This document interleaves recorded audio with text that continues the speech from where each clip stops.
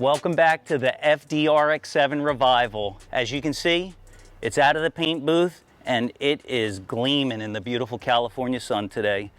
So, as far as the color choice, we took on a vote and Daryl wanted LFA yellow, Alex wanted Midnight Purple 3, Keaton wanted Sanrio pink, Dan, of course, wanted PT Cruiser blue, that's his go-to. I don't get a vote because I'm colorblind. As you can see, ultimately we decided to stay with the factory black and it is beautiful. It just looks super gorgeous.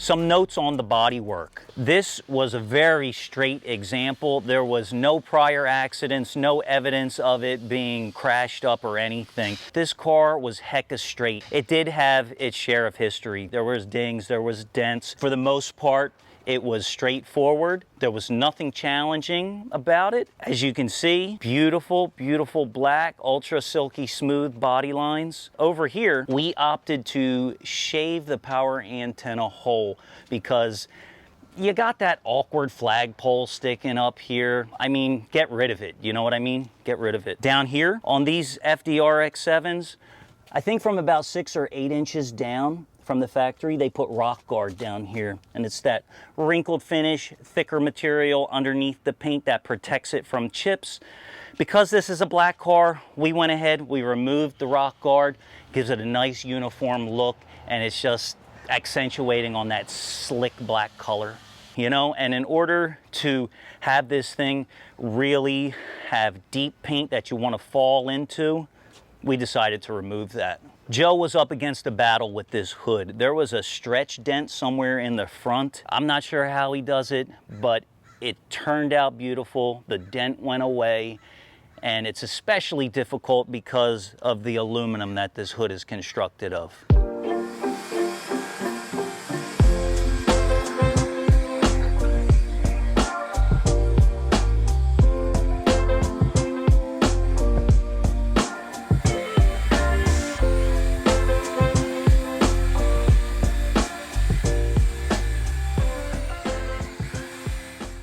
The car is 26 years old and it was showing signs of wear and tear. We ended up replacing bits and pieces from the interior, the exterior. There was a lot of things that had aged and needed to be addressed. So we ended up replacing this door pocket armrest because the original one was completely fractured and just broken. The brake pedal and clutch pedal rubber stoppers were completely deteriorated. We could no longer use those, so those were replaced.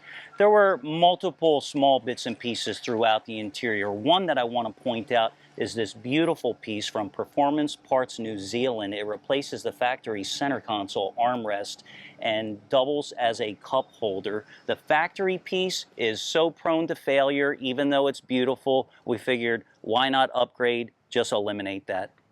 Also on the checklist is a new steering wheel. We're going to go ahead and replace that, probably get a Works Bell flip up hub adapter because it's hard getting in and out of this car. I have the seat pushed all the way back and the foot position seems comfortable for me for street driving, but with Daryl in here with them giraffe legs he's got, it's not going to happen, so we're going to have to figure out a solution for that. This pop-up headlight motor was gone, completely fried. We had to replace that. Luckily, we were able to find a brand new unit, so that's taken care of. We ended up ordering all new trim through here. We haven't installed it yet, but that is coming right around the bend as soon as the parts arrive. One thing that I'm a big fan of are these J-Spec taillights. They have the circular inserts and they are beautiful. A lot of people in the FD community like these. I don't think they were ever issued on a US spec vehicle. These defroster ducts were completely cracked up and no longer useful. We ended up getting a brand new set of OE. It's a 3-piece unit, right, center, and left, and it turned out perfect.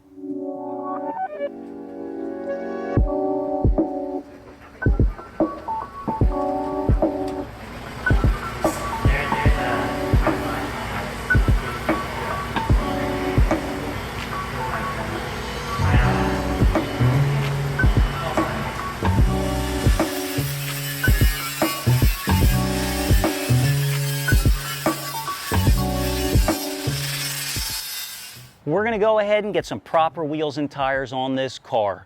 We're gonna take it over to Apex for the first stage of bolt-ons: intake, exhaust, and coilover. Check it out.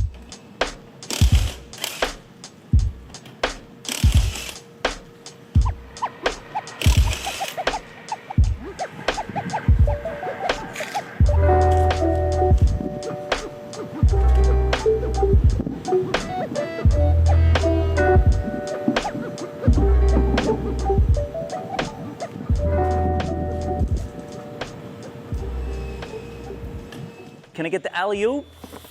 My man. Okay, right? So in any power adding scenario, you want to free up air going in and air going out, right? So this is the first part of that equation. We got the Apex power intake. Good stuff here. Let's see what we're into. Oh, this is going to be nice. Look at this.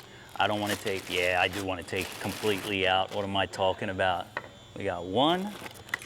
We got two, one.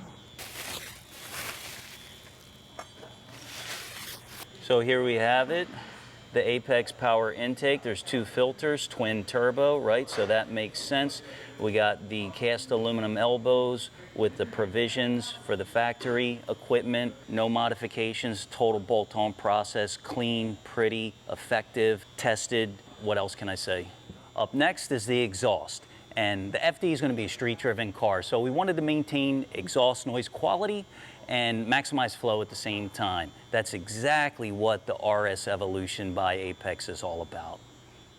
We saved the best for last. We are so tired of the FD looking like a monster truck. We went all in. We got the Apex N1 Evolution damper. These are Japan market, built to spec, custom made. These are the exact same dampers that are run on the Apex Championship winning FD.